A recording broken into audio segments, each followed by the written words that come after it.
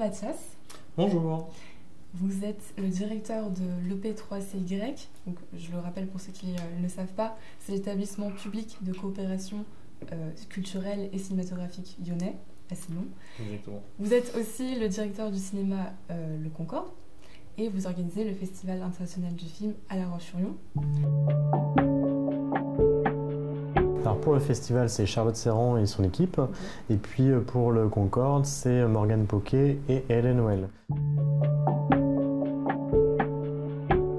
Alors là comme ça, je ne l'ai pas regardé parce que nous, faut savoir que c'est un festival qui ne se fixe pas de contraintes par rapport à la provenance des films. C'est pour ça que c'est un festival international du film, parce que les films viennent de partout. Mais c'est vrai qu'on ne fixe pas de quota entre guillemets pour avoir tous les continents qui soient représentés. C'est simple, un an. Juste après le festival, on est dans les bilans et très rapidement on repart sur l'édition d'après. On commence déjà à évoquer quelques pistes à partir de décembre. Charlotte commence à aller faire de la prospection dans les festivals dès décembre.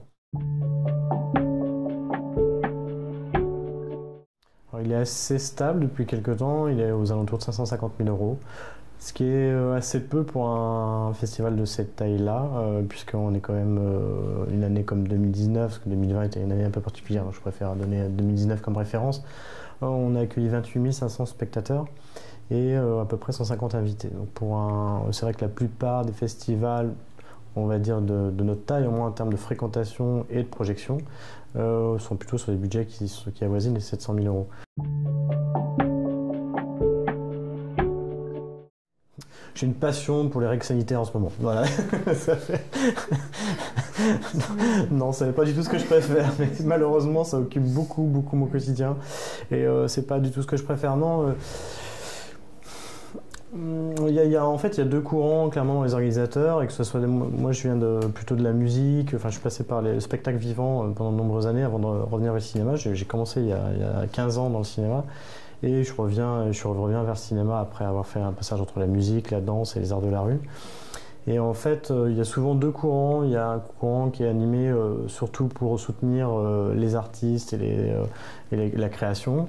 Et puis, il y a souvent un autre courant aussi qui est plus autour du public. Et moi, j'essaie de toujours être dans cet équilibre-là, c'est-à-dire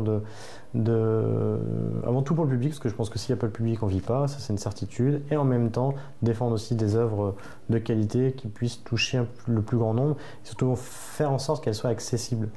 Souvent, on a tendance à penser, enfin beaucoup de gens pensent que l'art n'est pas accessible, ce qui est faux.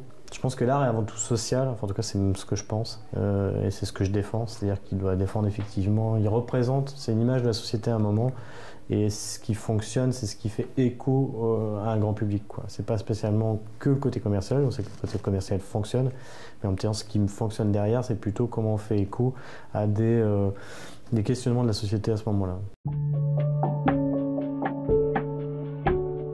Renouer avec la normalité.